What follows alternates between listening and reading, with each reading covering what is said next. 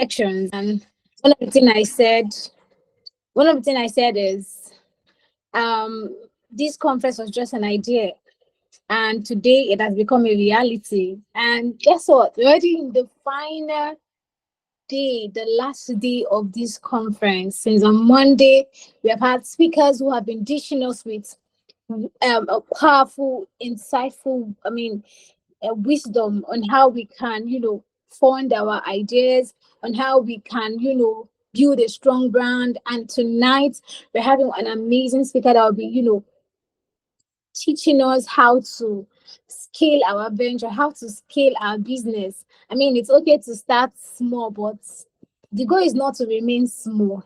You need to grow. So if you know somebody that needs to be here, go and tell them that they should be here. Go and tell them. I mean, let them know in the community that the Genesis Conference 1.0, the last session is live. Is live. We are currently live.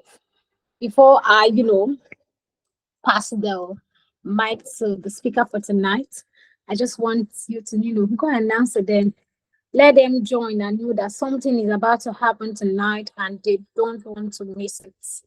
You have heard about how to build strong brand. You heard about how to fund a financial business. You've heard about a lot of different sections. This is the time to learn how you can scale your business. I mean, how do you be the strong one if you don't know how to scale the business? So this is that night. This is that night. My name is Blessing Owunari George, and I'll be your host for tonight. My name is Blessing. Yeah. So while we are saying, waiting, we're gonna start.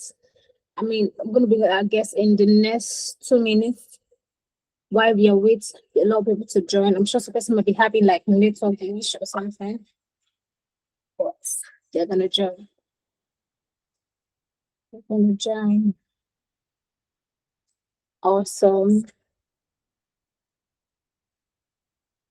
In Nigeria, we usually say that it is the rice, the last part of the burnt part of the rice that is sweet.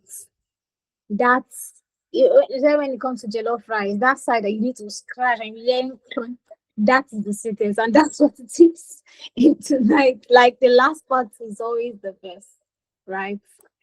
Yeah. Otherwise, we say the latter shall be greater. So it's about time.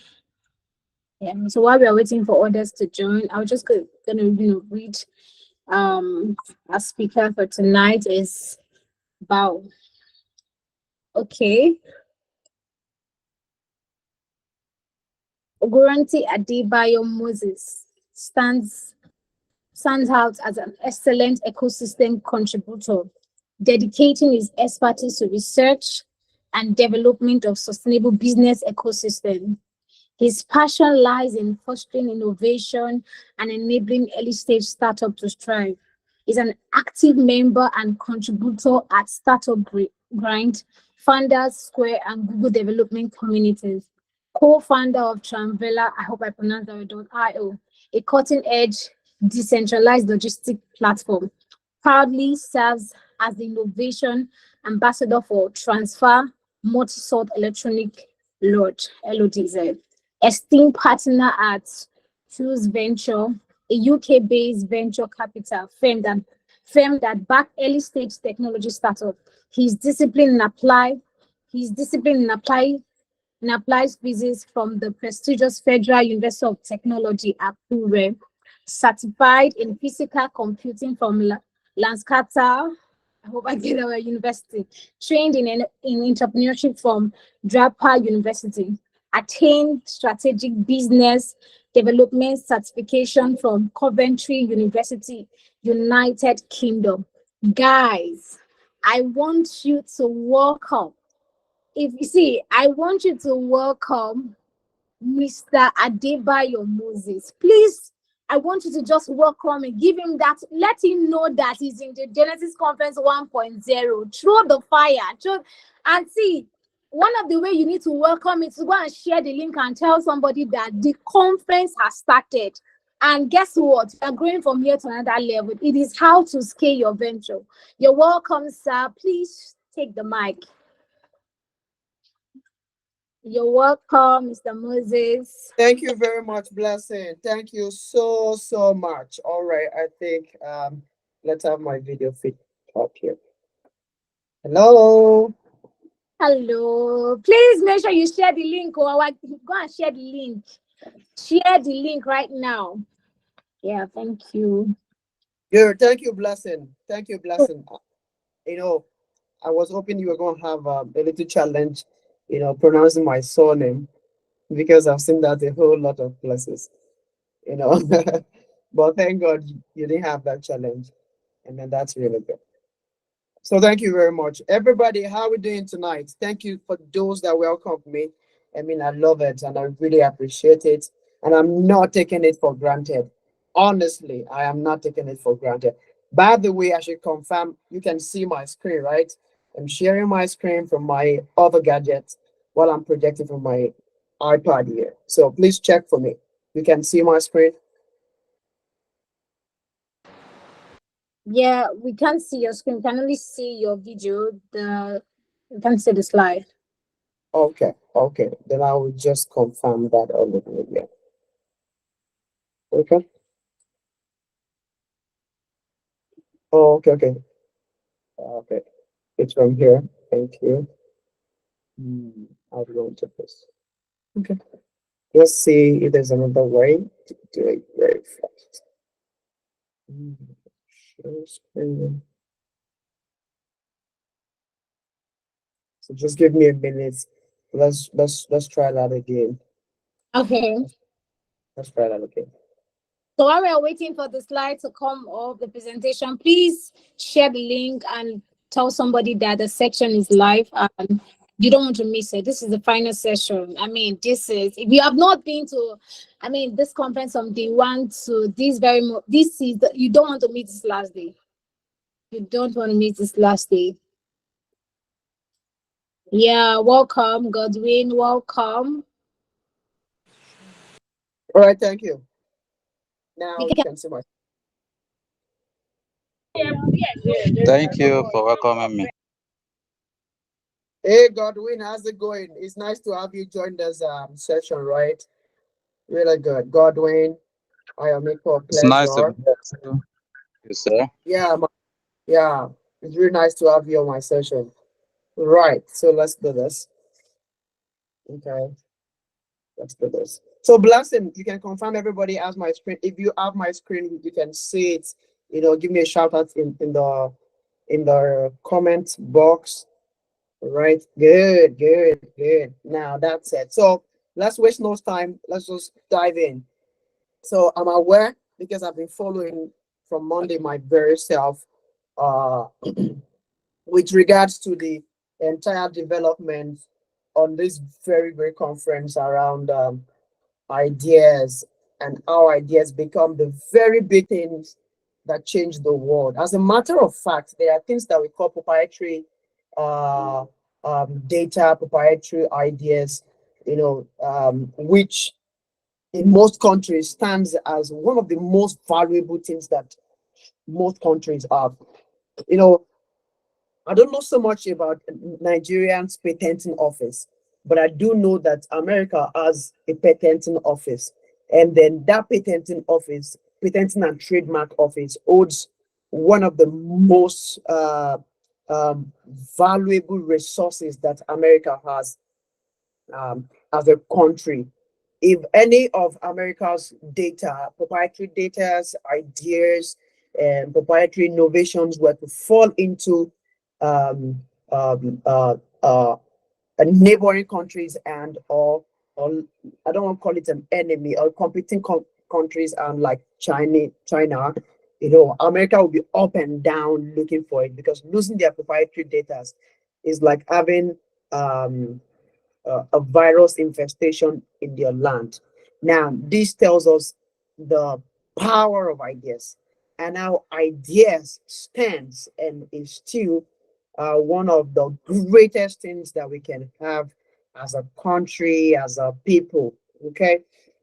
Now, I'm so glad to be here and I'm so glad to be building on what every other persons have worked on since Monday. So do me a very good favor, which is that I need you to jot as much as possible. I know this is recorded, and I also know that my slide as I go on would definitely be shared with you.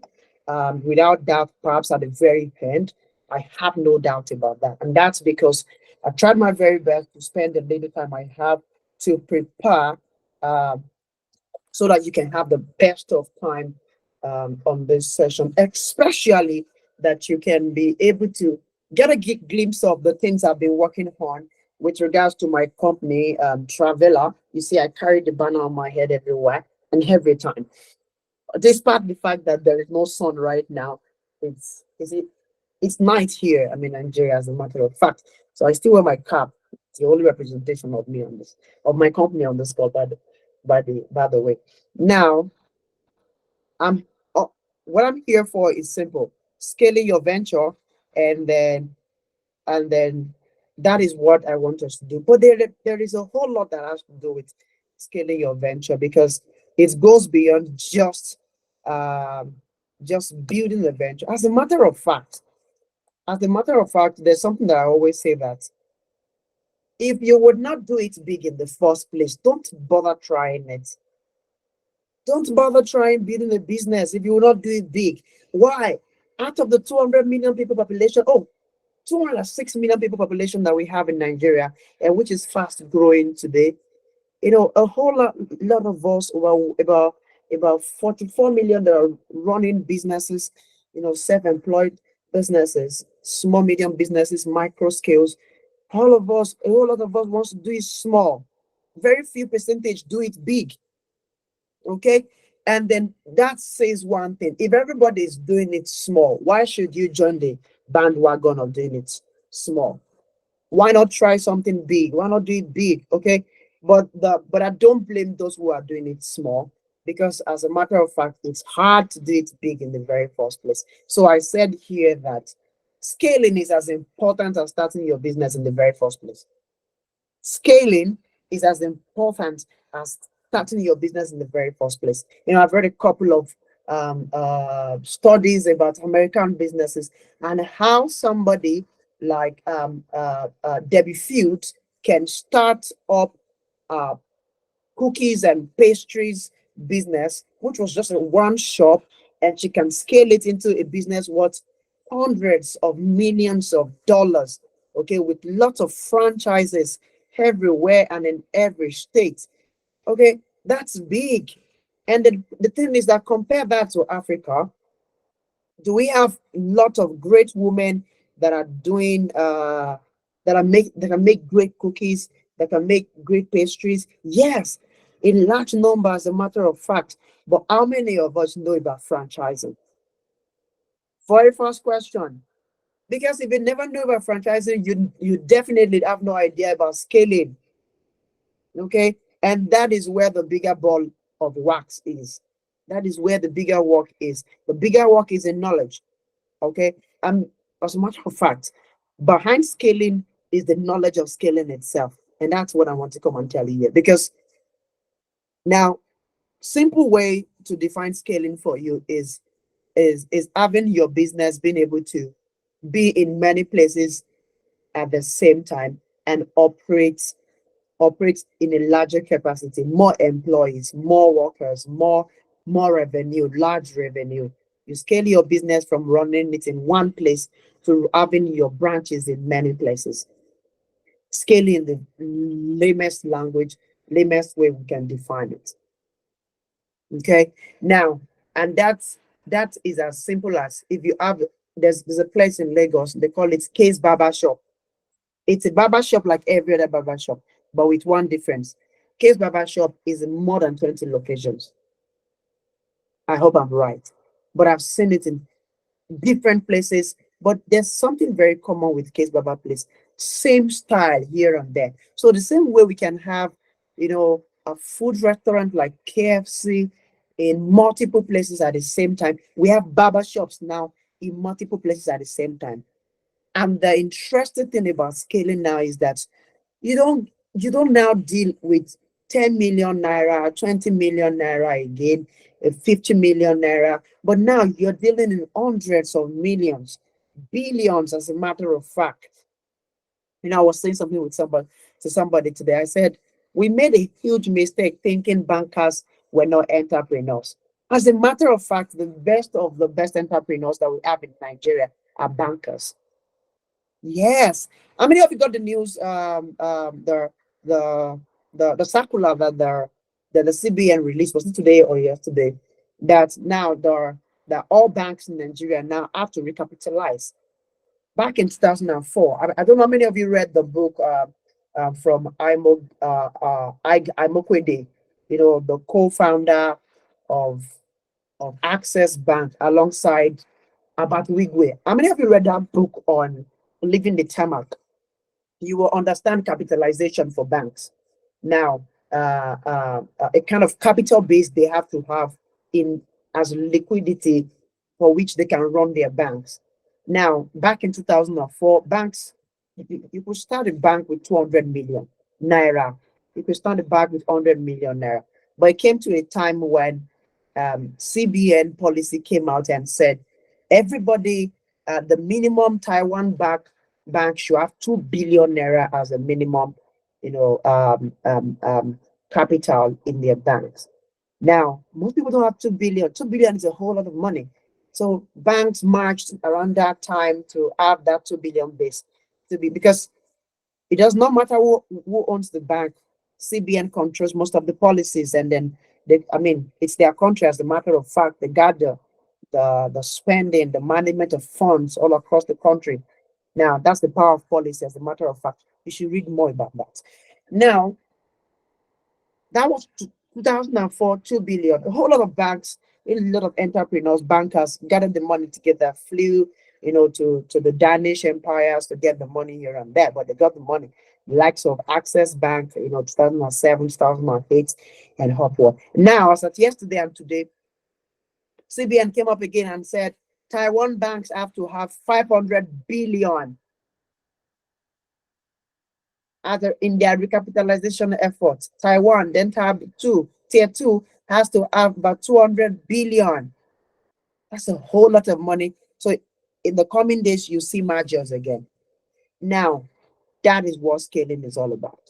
And then I did take that detour to tell you that bankers are entrepreneurs. By the way, that was supposed to be a debate topic. But now, let me bring something from that. One person starts a bank in one location, but the bank cannot make enough money from just one location. Your market is beyond just one geography. As a matter of fact, the city that has the largest population of people in one place in Nigeria is Lagos. And all we have there is 20 million persons, 10% of the entire Nigerian population. And then one more thing, for every business person here, this gives you a very good sense of reasoning when we're talking about, oh, should I leave my city and go to Lagos or not? Because if there are 20 million people population, 10% of the entire country's population in a particular place, my dear, the question is, if you're running a very big business, why are you not there? That's 20 million persons in one place. That means in a case scenario where you're in a city like I am right now that has barely about 700,000 people, when you publish, when you try and advertise a paper out there about your event, let's say 10 persons will see it in Akure metropolis where I am. That's in a time. But in Lagos, where 10 persons see it in Akure at one time, in Lagos, over 1,000 people will see it at the same time. That's what? That's larger reach, okay, which can convert to a very good lead for you. That is the benefit of scaling, reaching more persons at the same time. And if you want to make more money, you need more customers. More customers. Even if you're charging, if you're a B2B company and you're charging very high, my dear, I let me break it to you that you need a good amount of client base that will pay that high amount that you're looking for. Or else, how can you do breakthrough works? Like breakthrough works are not just about you having a passion, they're about money. You need a whole lot of money. And then the benefit of doing that is that, see, I was saying it in one of my seminars earlier, and mentioned to people that there is enough money to fund your dreams and your goals. And why are your dreams important? Your dreams are important because if you make a breakthrough with your dreams, you can feed the over 30 million children in the north that have nothing to eat. They are marginals. You can get them to school, you can educate them, and create another generation of Africans that are so brilliant, that are so great and majestic that no one has ever seen before. But that's all a dream right now, and you need money to fund it. No amount of English will be enough. But if you do a business and you scale the business, which means reaching more customers, having more customers, making more money, then you can fund your dreams. Okay? That's why, see, as a matter of fact, if you live 70 years, you can keep on running 10 million in total generated revenue per annum. And then nobody's pained by that, but there are just some things you cannot dare. You can't dare, polio eradication in the entire African continent. You cannot dare it. Go ask Bill Gates. I mean, that took him quite a fortune. As a matter of fact, last time I checked, upon the death of Warren Buffett's wife, Warren Buffett, who is of the richest, one of the richest in the world, CEO of Hathaway Berkshire. Uh, um, um, as a matter of fact, last time he was trying to do, some of his wealth distribution, he gave a whole lot to the philanthropic organization owned by Bill Gates to fund all of these efforts. Many of us never knew polio was prevalent in Nigeria. One man came, a white man, as a matter of fact, Caucasian, a very great man at that. And then he spent a whole lot of fortune in eradicating, polio. And that's because he has the money. One of the benefits of scaling. But by the way, let's go down to you scaling. Now, I've told you scaling. Now, here are fundamental things I want you to know. Let me tell you something. I always say it in every class that I hold like this. Don't cram anything I talk to you about. Rather, jot them. Jot them and listen appropriately, because you're going to remember it when you need it. All right. Now, very fundamental things, on stages in your business, which will really help your skill. Because there's something I wrote after this. I said the heavier liftings of scale is not done by the time you're trying to scale. By the time your company is in 20 cities. As a matter of fact, if you're doing a business here, I expect it to be in a minimum of 10 cities in Nigeria. Yes, by the time you scale your efforts. And 10 cities, if you have 1,000 customers from each city, that is 10,000 all over.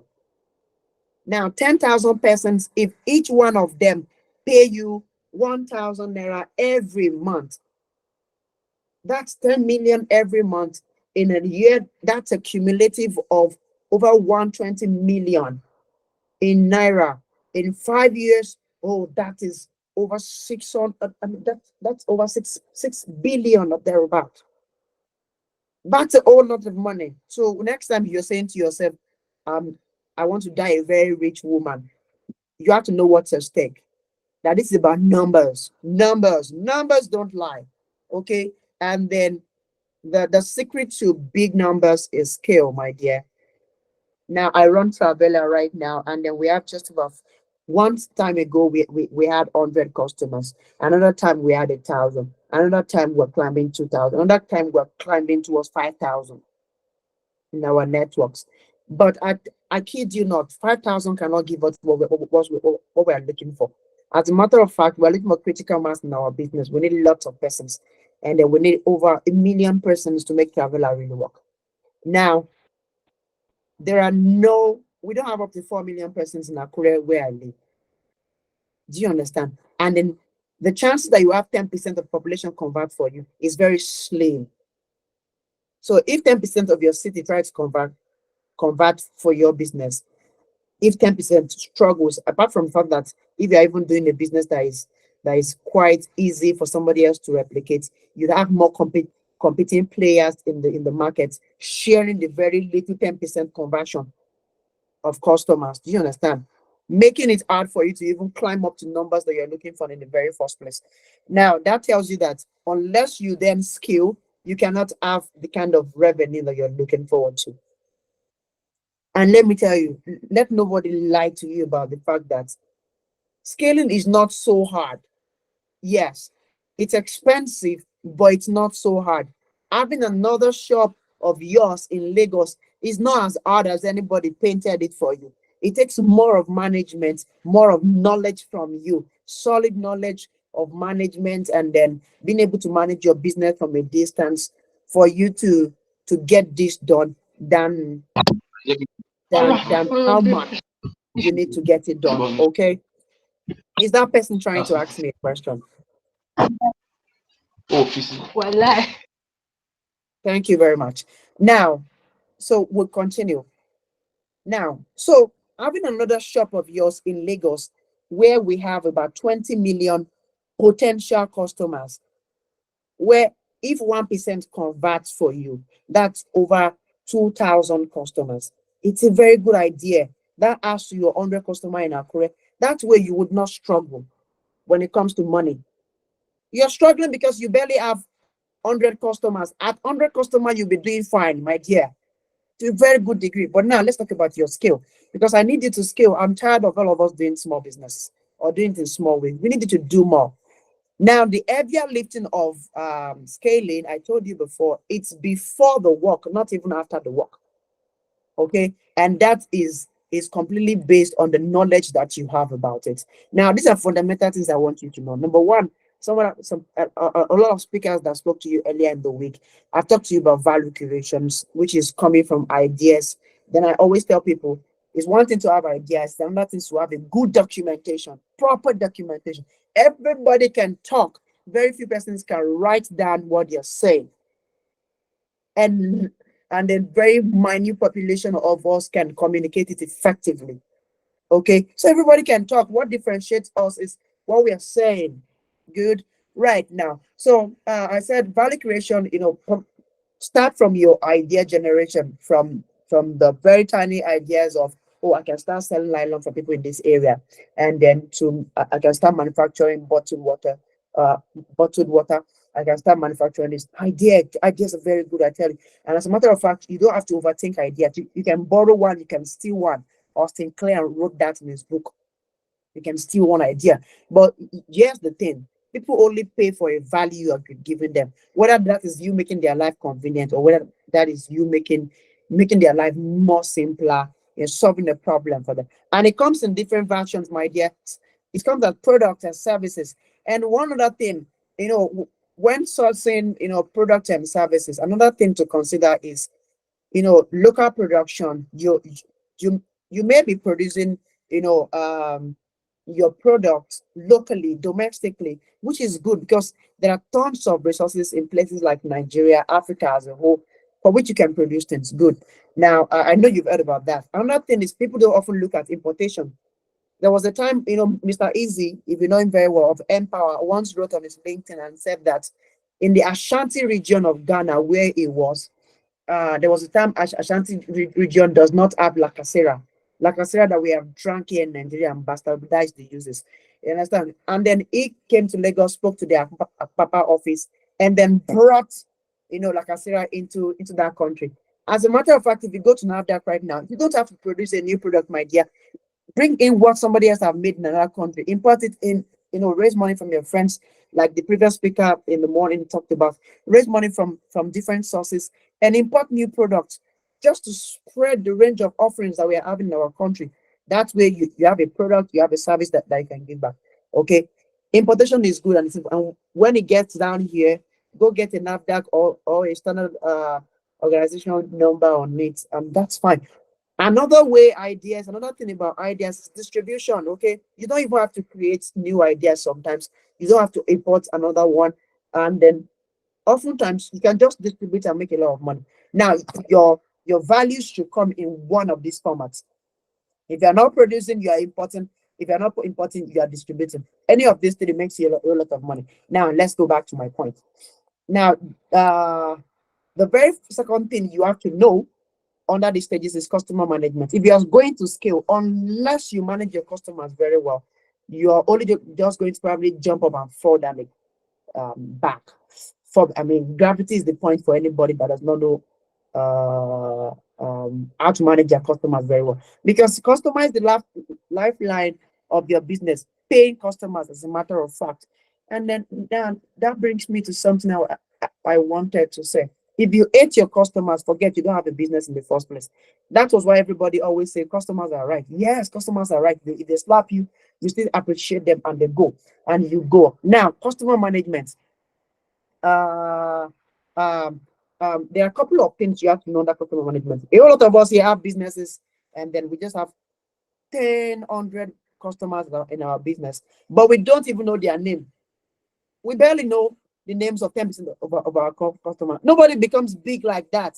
Go ask the big companies, ask the the likes of Dangote, ask them.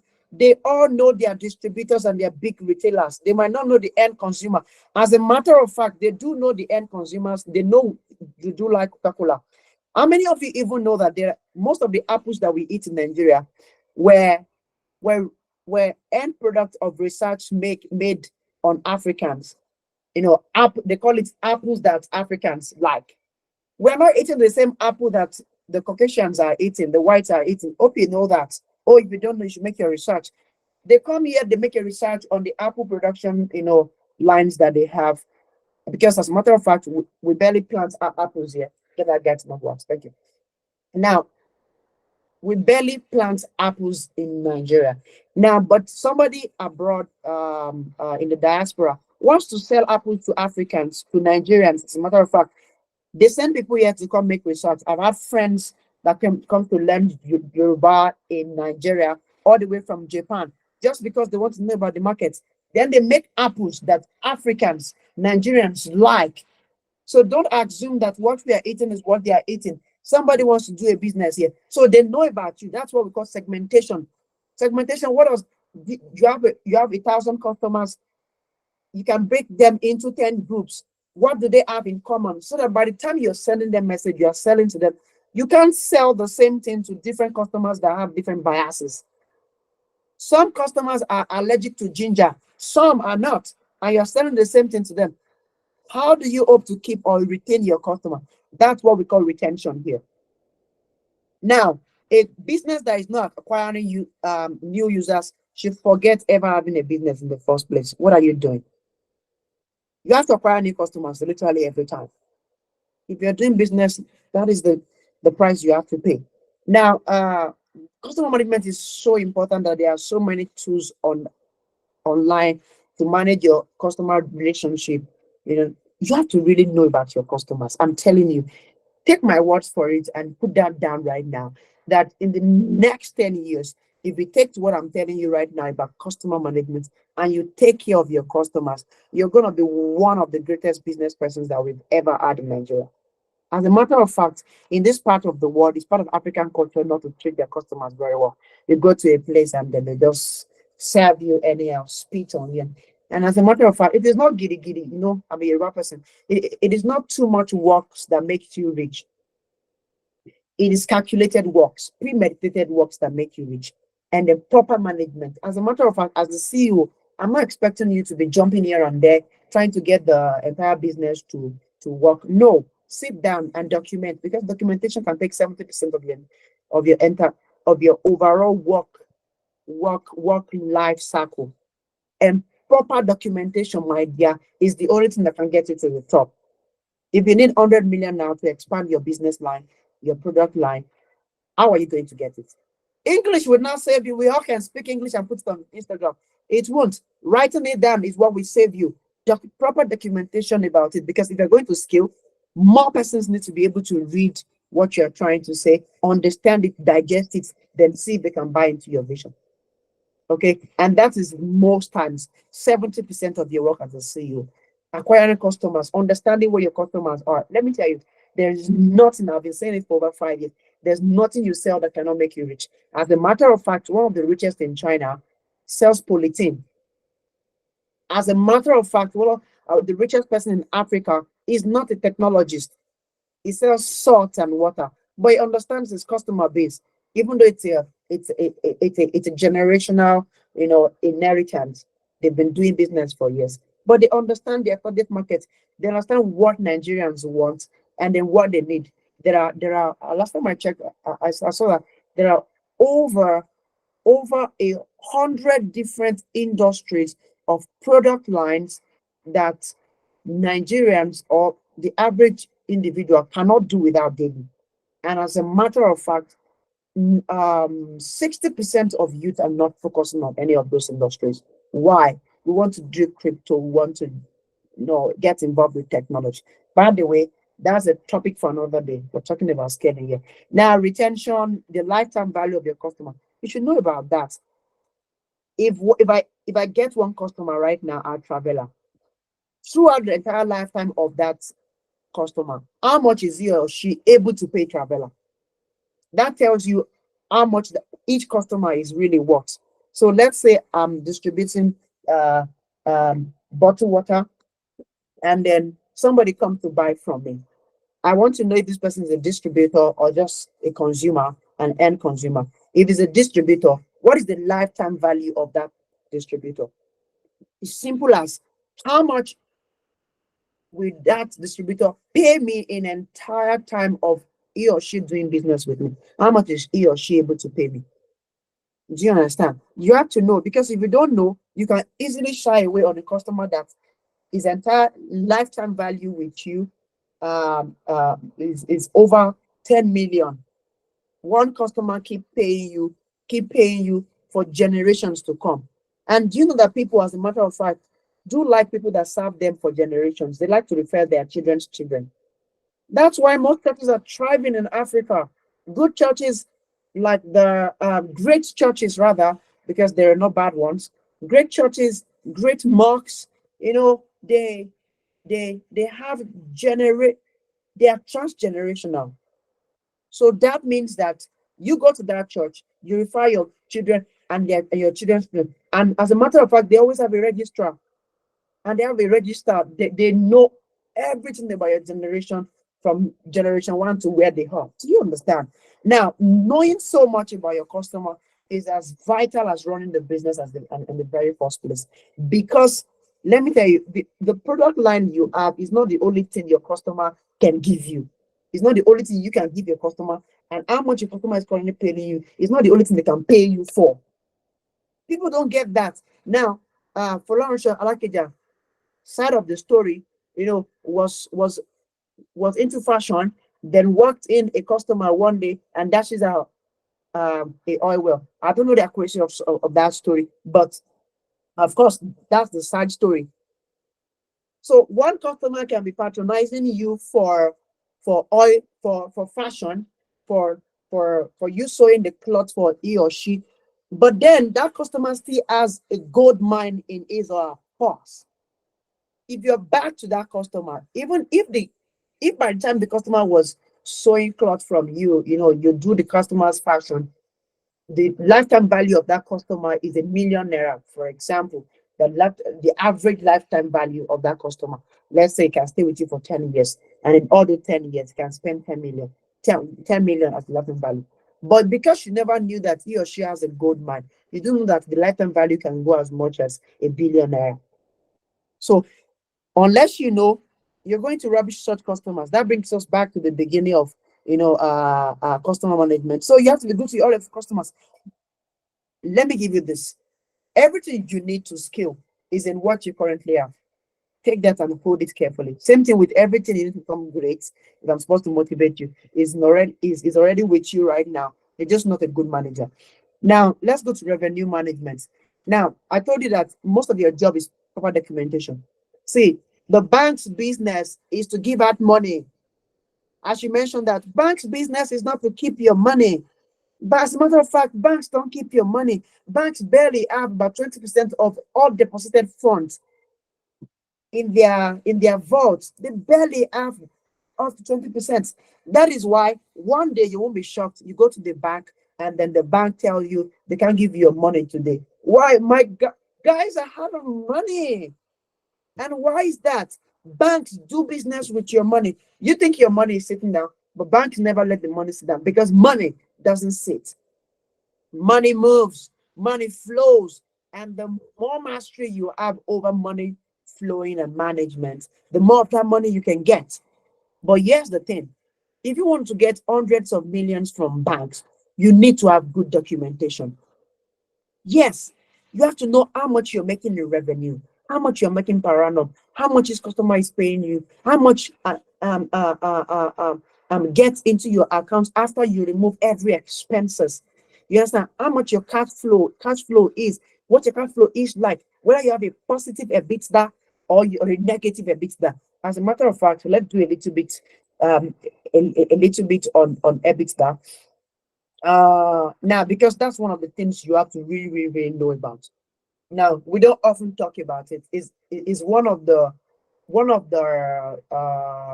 metrics financial analysts can use to measure, the health of your company. By the time you are writing your business plan, see, it's not every time you should wait for grants, $5,000 grants to grow your business. I kid you not. If you needed 12, 20 million right now, and you walk to the nearest bank and ask them for their loan, for their loan disbursement process, they will walk you through it. If you're qualified for it, they will give you 20 million. As a matter of fact, this is not me encouraging or not discouraging or discouraging you to get loan. As a matter of fact, do you know that the interest over loans given to organizations is way lower than loans given to individuals? Do you know? I come again on that fact that the interest given over loans to organizations is way lower to that given to individuals.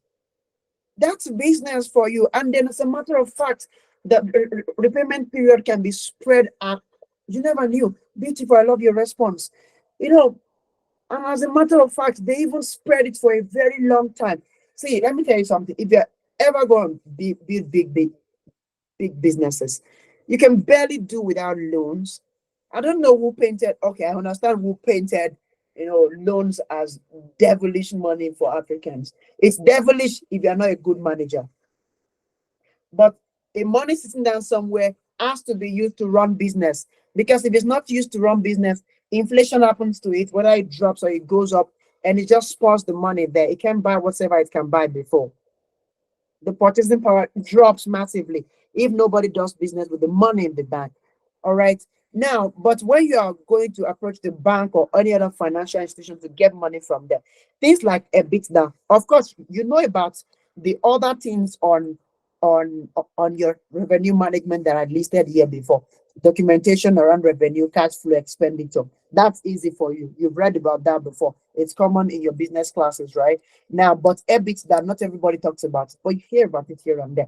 Now, it's important because financial analysts will use that to measure the health of your company. Most times they use it, and then there are other factors that they can use. There are other metrics that they can use, but auditors may check it. But this helps you, and knowledge of this. One of the things it does for you is that it shows that you know your stuff.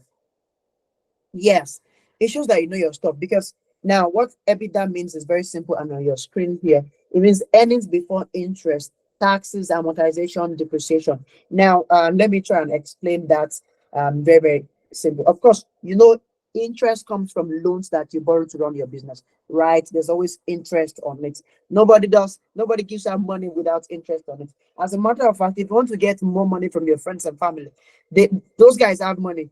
I kid you not. They have money. Don't think they are broke. They are not broke. They have money, but borrowing you money without interest is like dashing you money. You to once in a while add interest to the money you are trying to borrow from your siblings and see whether they have money or not to borrow. Now, interest comes with loans. Okay. Now, taxes, government imposes that every time. If you're running business in our country, you have to pay tax. Amortization. You buy a gadget, you buy things for your company, or you rented houses, and then you decide that you're not paying for everything at once. You want to spread it. As a matter of fact, if you're a very good business person, don't buy from vendors that you every time have to pay for everything that you buy from them at once. Don't. That is bad for business. Never. Not never, that's not really, but don't at every time pay for everything you buy at once. It's not good for business because cash is king. You want to always have money moving in your system. Okay. Now, and that's amortization for you. Distribution of your repayment plans on gadgets, on expenses, on things you need in your company over a long time. Now, the money you keep paying them back. Sometimes you go buy things that you have all the money for, but necessarily you don't have to pay at once. Distribute it over a good time and pay it back because you know you will pay it back. You're running business. That's why they say that those that run businesses have to have a big chest. What I don't have physical big chest, as a matter of fact. But then you have to have courage. Now, and courage is money. Just manage your monetary flow. Now, depreciation. You buy gadgets. You buy machineries in your company. From the day you buy them, from the day you start using them, they will depreciate, they will wear out, right? That's true. Now, and a very good manager knows to start keeping money for another one the moment they start using it.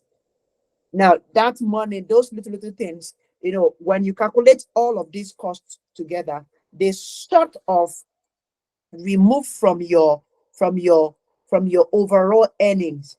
So let's say you're selling banana, okay, and then you're selling banana. You had bought, what is one of these products? Smoothie. I think they use banana for it once in a while.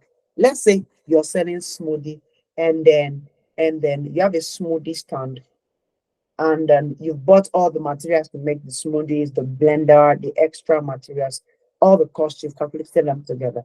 Then you did raise a little loans to make it, from your friends, and then it comes with interest. Let's assume the government tax you on your smoothie business. That's another cost. You understand those little tax that you pay back. Now, then let's say you got some more equipment to make more smoothies, and you're trying to pay back little by little. That's amortization. Then let's say you are a wise manager. You start, keeping money to buy more gadgets, more machineries over a long time. That's depreciation. Now, all of this money, you pay them, whether you want it or not. After selling smoothie, you've made money. Yes, I've made money. Okay. You spent your capital. Now you've made money, you've made revenue from selling smoothie. Now calm down. Now, calm your nerves down so much because what you're saying is that, let's say you make $500,000 on selling smoothies, for example. Now, and then your operating expenses, maybe guys that are distributing for you. Do you understand? And then all other costs attached. All other costs attached apart from EBITDA. You know what EBITDA? Apart from the taxes, the depreciation, the amortization, apart from the interest. Do you understand? Now, your operating cost is 200,000. Now, you agree with me that if your revenue is $500,000 and then you spend $200,000 as operating cost, you pay your staffs and all of that, you have 300,000, right? Now, to you, oh, we've made money, we have $300,000. But calm down. Now, if we check your EBITDA, whether you have a positive EBITDA or a negative EBITDA, the way we check is that we have to check all the entire cost, all the entire non-operating cost, which falls on your taxes, your interest, your depreciation, your amortization. Now, for example, where amortization is $25,000 for depreciation, interest expense, $50,000, taxes. Now, let me tell you something. If you don't have a financial analyst in your company, you would think you are operating a very good balance sheet. Because if you never know that something like non-operating costs exists, you'll see that in a month, your revenue is $500,000. After paying salaries, you have $300,000. After you now pay back all of the loans, the depreciation, the interest, the taxes, you see like out of $500,000 that you made in the month, you barely add $50,000, and you're shouting, who stole the company's money? Nobody did. You just never calculated your non-operating expenses before. And then here's the thing: if banks are going to give you money, they are going to check this one, which you never calculated in the very first place. So from now, everybody promised me that they will start calculating this. Now, let's try and say, we bring in earnings before tax. Do you understand? Now, you have, if you did not remove tax before, you are going to have $150,000 before removing taxes. Do you understand? Same thing goes for the other ones. Same thing goes for everything. To the fact that you then realize that $300,000 was what you used on was your earnings before interest, taxes, depreciation, and amortization. Now, you will say that does that concern me? What I'm saying is that I have a good knowledge of this. Because if after all you're selling and then you're buying and then you're making money, and then we pay all of these things away, your taxes, your depreciation, amortization, your interest, we pay it away, and then you don't even have money on ground again because of any profit. That means you have a negative EBITDA. Okay, but if you do have money on ground, okay, you still have some more money left, like this $50,000, you have a positive EBITDA. Do we get that? Now please understand that I encourage you to read more about it because it can be quite trickish, but this is one of the best explanations for you. Now I want to figure out one more thing that I have to tell you about this before I remember, before I forget. Now, but then have that in mind, that your EBITDA, is one of the metrics, but it's very, very, very important. Now it can happen that sometimes you will have, yeah, I wanted to put a balance to it. Sometimes you have a negative EBITDA, perhaps because you purchase new equipment, or maybe you're trying to expand. It's very important. Sometimes you can have that. So don't be at sport or wherever. And as a matter of fact, what you're trying to do is understand monetary flow, manage your own company's money very well. Now let's go back to this. Now, one of the other things you should know is liquidity and investment balance. You cannot scale if you don't have money. Scaling is money. You need to do marketing, guerrilla marketing. See, let me tell you something. You can't consistently be reaching 1,000 customers and expect to 1,000 people audience and expect to have 1,000 customers. It doesn't work like that. If you reach 1,000 people, you're expecting on average with a very good business, good product value, with very good offering, you're expecting a 10% conversion. 10% of 1,000 is 100. Most likely you never have 100. And here's the thing, rejection is not the end of everything, my dear. I mean, out of 3 persons, 2 persons might not want what you have, but 1 person will. And you can't say because of the 2 persons that said no to not go for find the last person that said yes. That's how life works. Humans are psychological beings and they're different. Now, if you're going to scale, you have to reach more persons. The more persons you reach, the chances you have more customers. And that is where heavy marketing comes in. And I kid you not, marketing sales is one of the most expensive things you will do in your business. You will spend all the money you have, literally.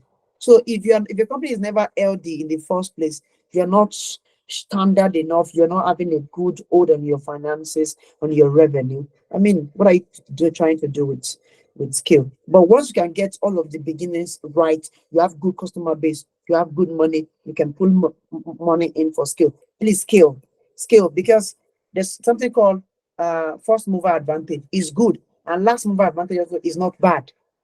You get into the market first, you take the customers. Now, today, seasonings like Maggie is the name of a brand, but because Maggie moved into the market as a first mover before everybody, you call literally every seasoning Maggie's, right? Spaghetti is a brand. I mean, brand of is it, what do we call them? Macaroni is a brand, spaghetti is a brand, you know, of pasta, right? But we call all pasta variations spaghetti, macaroni. Why? First mover advantage. Indomie is the name of a brand. And then that's the benefit of first mover advantage, which is a function of scale. If you don't see, if you're if you are the smartest person in the room and then you moved into a market, oh, I came up with this idea first, and then blah blah blah, all stories cut short, and then but you don't have money to scale and reach more persons. Forget about it. When somebody else comes to the market and scales and takes over the market from you, they will bench you. Yes. And I know that as a founder myself, I understand what Travella is doing. That's why we're moving very fast, like as fast as we can. Now, having enough money in your bank account, your investment balance is good and will finance your growth expectations. Now, the last thing is I want to encourage you, try and give scale a shot. I mean, try scaling your own little way. You don't have to get everything right. Please get that very well. Try a little, do a little bit of marketing. You understand? Do more marketing. Go to Lagos. The moment something works very well in Akure and are selling to about 100 customers, you have their data, you have that, you're speaking to them, you're managing them. Try and put a leg in Abeokuta, try and put a leg in Lagos, but be sure you don't lose touch. Moment you are losing touch, know when to pull back. Do you understand? It's all a game of moving forward and coming back. The game of chess. If you don't play chess here, you should try and learn it, even if it's just the basics that you know. Well, as a matter of fact, I had to learn chess because of a woman. Okay, don't forget about that. That's by the way. All right, so that is that on everything. So I've left a whole lot of explanations on my slide for you. So if the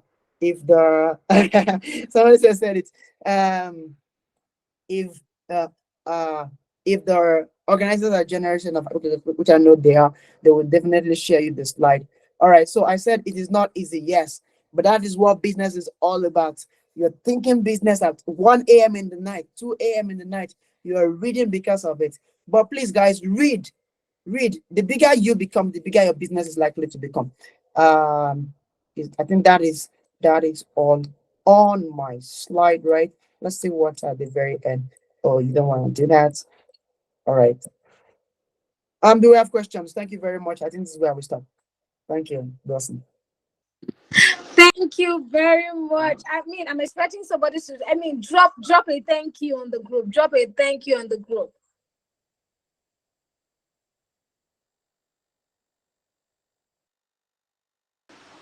Thank you so much. I mean, if this was worth your time, you want to drop a message, you want to drop a comment right now, This is super, super, super interesting. Like, I was just saying a lot of, one of the things that interests me is the fact and, stories of people that I was just, hearing. I was like, okay. Best session. Somebody said this is about my best session. This is super. I told you guys that final is always the best. I'm sorry for the background noise. I told you guys that final is always the best. So, guys, if you have any question, please drop a question. This is the time for question and answer.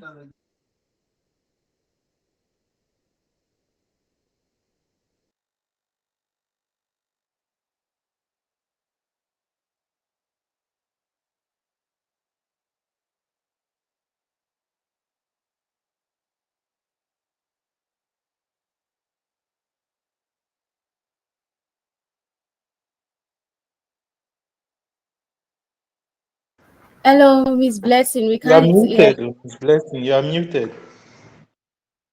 Thank you. I was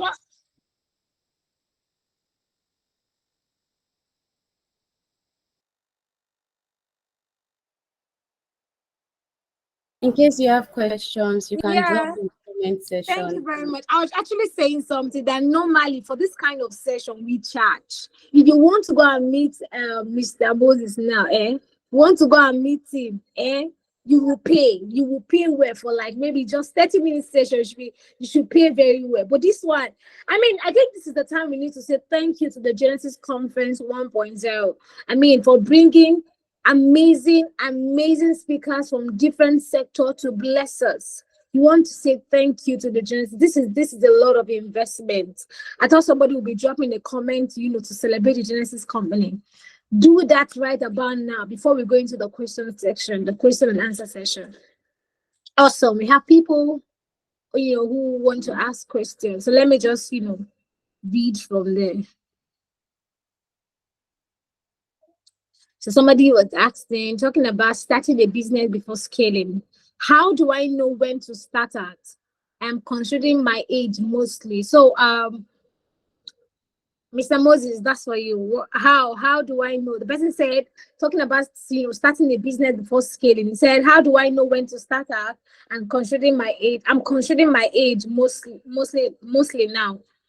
So you Okay. Now, there is never a I have to tell you this. There's never a definite time to start a business. I would not lie to you, because business compounds. Your efforts compounds. Do you understand? One of the funniest way of when people start business is when they can't find a job. When you can't find a job, you create one. Okay, so how do I know when to start out? I'm considering my age. No. Age is not really a factor in business. Honestly, you can spend. One of the advice I would give a lot of persons right now is that if you get a good job in a great company, please do the job and use the opportunity to learn how they run business. Climb up the ladder, see business running uh um um real time, understand it so much that the moment you're leaving the business or the company, even before you leave, start investing in your own business, so that by the time you leave the company, you can have something to retire to. And then not just now, you will not now just have something to retire to. You have a great business built upon somebody else's experience, which you have learned directly from the person while working with them. And as a matter of fact, I want to say this for everybody that might have a job right now. When you're having a job, you're not just getting paid salary.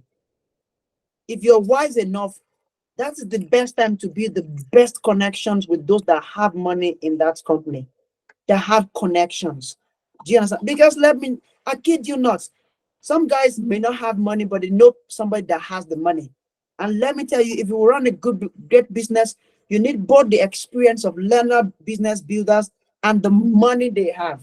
So you need somebody that can connect you, and they have to be able to speak well for you. Okay. So if you don't have a job right now, you really know that you don't have a job. Try a shot at starting a business, but read so well so that you don't make the mistake somebody else has made before. Those now, history never repeats itself. My associate was telling me that this afternoon. History never repeats itself, but people repeat history. History does not repeat itself, but people are bound to repeat history. So don't repeat mistakes that business makers have made. Read about them.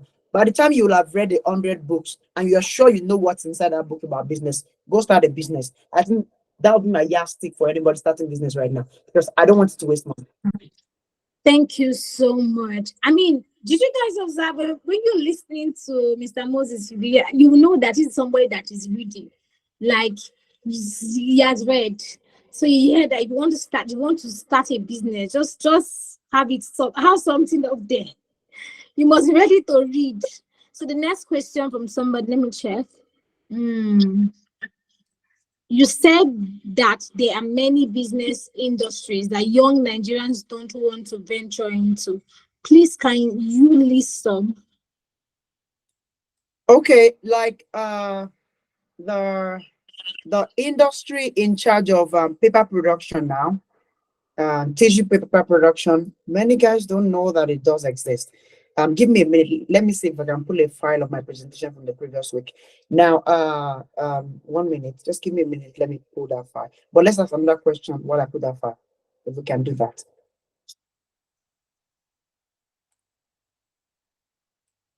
Hello, Blessing. Did you get that? No, I didn't hear what I said. Yeah, I said let me pull up a file on my system here, but let's ask another question so I can pull up that file. So Okay, awesome. Awesome. Awesome. Amazing. Do you have any questions? So if you have any question, just drop it, because this is the section that you will not get it free anywhere else. You will not get it. Just drop your question now. Drop your question now. I mean, I'm seeing people appreciating the Genesis company. I mean, please, we say the Genesis company deserve it to, host a conference on Monday to Friday, dishing out wisdom that will, at last that will that will outlive you. It is something that you cannot but thank the team for the Genesis company. Yeah, somebody has a question. Let me just go through it. Okay, is it possible to have the books here or the recommendation? I mean, there's a lot of books to read. A lot. I mean, he's going to share that. But if you check books on how to scale, read business. You check people who are who are successful, who are into the industry that you want to venture into. You Well, definitely go. I don't think everybody should try a shot at blitzscaling by Red Man. Okay. Yes. Yes, there's so much in scaling, but I don't want to believe like some people once said that, oh, it's not for the smart persons. No, you know, try blitzscaling by Red Hoffman.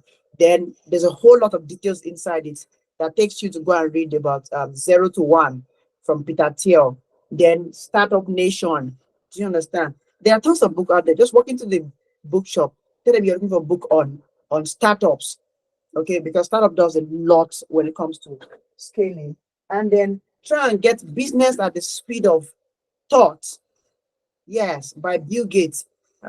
Many people barely read Bill Gates' book. I don't know why. And this guy, one of the greatest persons ever lived. So please, I mean, get books like that. Get books from top CEOs. Yes, please. Nigerian industries, especially. There's a book from most Nigerian CEO bankers. They are one of the best entrepreneurs. I've said it earlier.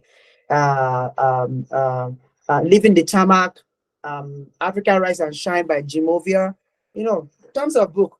Walk into the bookshop and get one for yourself. Now, for the guy that asked about the industries earlier, I put it on the screen here for him and many other persons. You can see it.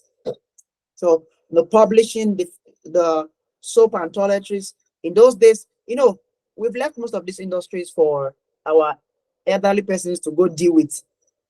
I mean, while we are young and we can use so much energies to scale them. Do you understand? Petrochemical, you might not have so much money to put in that, but chemicals, paints, allied. Paints are quite easy to make, but you need to scale them to sell a whole lot, right? So these are some of it. And inside each of them, there are thousands of products that can be made. So you can screenshot that or go look more on it online. Thank you very much.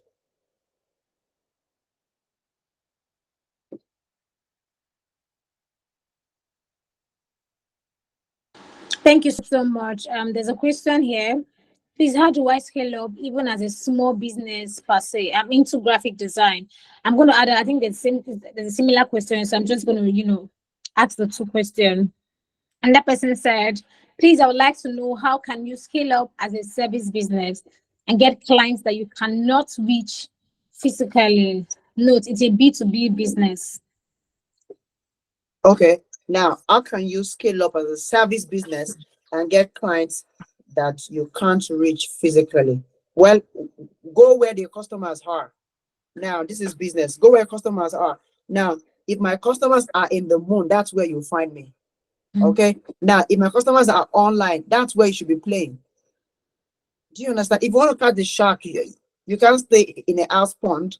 You go to where the shark where there's a shark infestation to catch one. As a matter of fact, it will do you so much favor if you can tell me, that service business that you run, and I can just help you very, very fast on that. Because getting customer is not as is a whole lot of ball game itself, but it's not hard. One of the best things I say, go where customers go. And as a matter of fact, if you are trying to land, C-suite executives, like CEOs of companies, as your customers, so that you can get a deal from them, they don't come to your neighborhood restaurants. So don't stay in your neighborhood. Once in a while, go into Cactus. That's where they go to eat. Spend an evening in Cactus. Smile at yourself. Smile at them. One way or the other, play your own game around. Hi sir. I have to stop them. I'm telling you, like, okay, for a very good example now, I go to Cactus and there is a CEO I've been targeting. I'll go to day one. I make sure that he notices me. I know when he comes there. Day two, day three. The third time, I'll try to introduce myself. If I don't want to disturb him, something will sure happen. That's how life works. Or maybe you just make a scenario happen, or you pay for his meal even though he's not asking. Do you understand? And then all you have to do is relationship. Please, everybody, let me tell you this. Please get this very right. Chase relationships first before selling to a person. Yes. most likely your friends, people that know you, I'm not talking about your direct friends because we have bastardized the use of the word friends. People that can say good thing about you, that have your good, I mean, they know you, they can make reference to you, they will buy more from you. People that have something in common with you will buy more from you than just a random stranger. Okay, because you're not the only one selling out there. You will get more customers, more leads, more hot leads. If you first chase relationship, make friends with people. Don't sell to them at the very beginning. Everybody's selling to them. They need friends. You understand? Know when is the birthday of the clients they are trying to get to become a customer. When is his or her birthday? Send a gift. If it's a book, oh, this is lovely. Who sent it? Oh, as a matter of fact, I will have just told you, but okay, don't let me just say about that. But then sometimes send them wine, send them, buy very expensive, pen, biro, books, jotters, and send it to them. Make an impression. That is the word. Make an impression, okay? And go where your customers are. If they are online, die online. Okay? Yes, yes. Thank you. Thank you so much. How many of you are feeling like, Mr. Moses, I bet we don't want you to leave. Can we just do like an online section on this particular topic? It's so amazing having you, sir. I think there's one more question in the group, but it's like you've answered the question. Oh, somebody's marketing himself. Awesome. Somebody said, how do I start and scale my services? Be fast as a public speaker. I think you said that, except you want to touch or, say, I mean, contribute more on that particular, question. Well, for somebody that is a public speaker, see, the your content, your personal work on yourself is your skill first before before before enlargement or expansion, because you can stay in a room as I am here or your two-bedroom apartment and shoot some of the best videos, best content on teaching, on seminars, on workshops, and then the entire world will come listen to you online. As a matter of fact, for things like speaking, you are not location limited, you are not location bound. Okay, so but the thing you have to do is you have to read. Everybody can talk. I've said it before. And as a matter of fact, in the categorization of human being, there is no speaker there. I'm telling you, we only have listeners and readers. Honestly, go check. You are either a person that can listen to what people are saying and respond intuitively, or you are someone that has to read what they are saying before you can be able to respond. But there's nothing like speaker because all humans can speak. Do you understand? But what will make the entire world come to you, look for you, is the content you carry. And then I kid you not, oh boy, you have to read a lot. Like, calculate your age, calculate the number of days that you have lived. 10% of that must be the minimum number of books that you should have read in your entire life.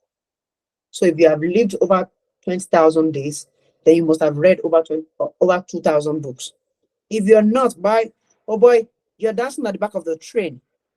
Because somebody that has read 6,000 biographies is still saying that his entire worldview is 3 of 10. 6,000 biographies. And as 6,000 biographies is worth $4 billion. And I kid you not, there's nobody that really reads and make research of what is in the book that is poor or is at the backstage of life. It's not possible because knowledge alone will push you to the front. People want to hear you speak. All right, that's that. Thank you so much. Let's not keep Mr. Moses. Thank you so much. Like, your addition to this wisdom is so powerful. I mean, I just knew that if for those that miss this section, thank you so much. It's so powerful. I mean, you were just talking about book. Somebody just drop a question. Legal disclaimer in front of this thing. Yeah. Well, that's my decision because right now more than so sorry about that. Okay, no, this is not sure. I thought it was sure. That's my decision then. Okay, and then because I do more of speaking right now, most of the times, so I have to be careful of my materials. There are references inside my materials, right? Okay. Yes, because right now, as you grow big, people look for a way to cash out on you. So Right. I mean, so you have to be very careful before somebody starts saying, but this is for information purpose alone. That means I'm not selling it. Okay. So if you find somebody selling it somewhere, it's not from me. All right. So nobody can accuse me to them, but now in the future. Thank you. Thank you very much. So I'm just going to ask this final question, and that'll be all for tonight. So you have been emphasizing on reading, reading, reading. Somebody asked a question. How? Let me just go over it. Um, could you please talk about how you read books and get the best out of it? Because I mean, some persons read book, but they're wondering how does this book enter Mr. Moses' head like this, like the way he's dishing this wisdom. And I think that's the question. Uh-huh. Somebody say that, like, how does it enter? Because the way you are teaching it at sir, we are reading book too, but the way you are, we don't know. Can you please just tell us how best? So that's the final Well, question for tonight. well, there's no, there's no best way around reading than that. See, you don't don't think reading book is hard. As a matter of fact, I have a book club, and then people are challenging themselves every day reading, completing books on it. Minimum person completes 4 books per month, if I'm not mistaken. And then here's the thing: I've said it before. Never try to cram whatever you read. No, don't ever try to cram. Never cram whatever you read. Read it. Read it and know that you're reading it. Don't read because you're trying to show off to somebody. I'm not trying to show off to you. I'm trying to be better for myself, honestly. So I'm not trying to show off to you or whatever. So same thing as you. Read and don't cram. When you don't cram, and another thing is, please everybody should have a personal library. Don't say, I got a soft copy online, it's fine. No, no, no, no, no. Soft copies won't get you far. Have a personal library. I have a 100,000 naira budget for books on every month. And that gets me about 37 books every month. Do you understand? As much as possible, I try my best to keep to that. Now, what having books around encourages you to read. And here's what reading does to you. You have more information. You can only, every one of us, we are psychological human. We're like garbage in, garbage out. It's what you put in that you will speak about. It's that simple. The more you read, the more you listen to, audio tapes, the more you watch YouTube from, and then learn from the best. That's another thing. Africans easily miss it on this. Learn from the best. Every time I listen to people like Peter J. Daniels, people like Busi Tembekwayo, people like, those top leaders, Red Hoffman, Bill Gates, they're always talking about a book that they've read. Now, when talking about that book, you go take that book, you read it also. When you read it, it becomes fun for you to do, and you just read again and again. But have books around you. Yes, have as much books as you can around you automatically, because when a book falls on the floor and you read a page, that one page can never leave you, even though you never crammed it, because the human brain has what we call a photographic memory. Yes, what you see, you barely forget. Oh, by the way, in 48 BC, Confucius said something, and I quote, he said, the things I see, I forget. He said, the things I'm told, I don't remember, but the things that I do, never forget them. Do you understand? He said it's the things you do. So if you read a book because it has to do with your field, you're never going to forget whatever you read. But I encourage people, never try to cram. Just read. Just read it and keep reading. The day you want to talk about something in the book that you just read and you can't remember, go pick that book again and reread it. Okay, but don't cram. The first way to lose whatever you're even reading in the first place is to cram it. Yes, don't cram. That's why we all graduate schools, and then all that we read, we can't remember a single detail. Why? We cram to pass. Yes.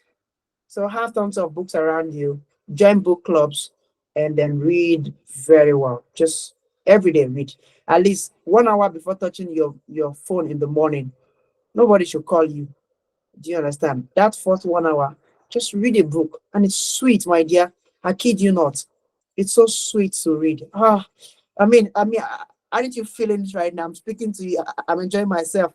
You said when you're speaking to me, I'm enjoying you because I can't judge you or your character of person if I don't know your depth of literature. Okay, I can't judge a character of person if I don't know your depth of literature. Okay, I want to know what literature interests you. Like in Germany now, almost everybody knows about Friedrich Nietzsche. In Italy, almost everybody knows about Niccolo Machiavelli. In Nigeria, we know about Chimamanda Adichie. And then we know about this very great guy that wrote the criticism against Conrad's Chino Achebe, right? Chino Achebe. Do you understand? But you can never see Chimamanda Adichie write a book without referencing Chino Achebe. And these things talk about how beautiful we are as a person, how much we. So don't forget that history never repeats itself. But we that don't know history repeat history. Okay, I love you. Wow, thank you so much. Thank you so much. We really, really appreciate your time. Now, guys, you have come to the end of the final section of the Genesis Conference 1.0. You should celebrate yourself. If you have been here since day one to this very moment, celebrate yourself in the comment section. Thank you so much, Mr. Moses. We're so glad to have you here. Thank you so, so much. I'm inspired. So let me even somebody say I want to join. The link is there. I think you put the link to join the book club. So maybe you want to read, can take up a challenge.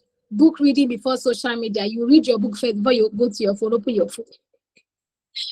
Before social media. So you can be able to read. Thank you so much for your time, sir. We're glad to have you. Guys, if you're not following the Genesis company, I don't think you're doing the right thing. You should go and follow us on Instagram right now. Go and follow us because we're coming up with a lot of content, a lot of programs that's going to benefit you this year 2024.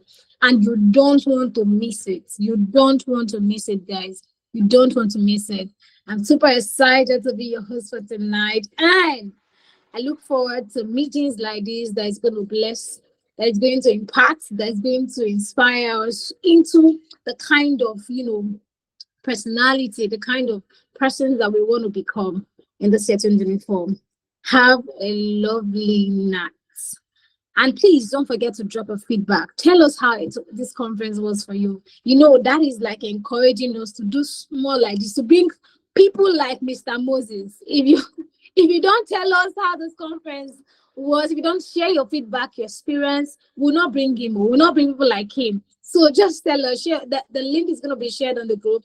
You want to be the first person to, share your feedback and tell us how this conference has, inspire you and, been insightful to you. So guys, have a lovely night. Bye for now. Cheers.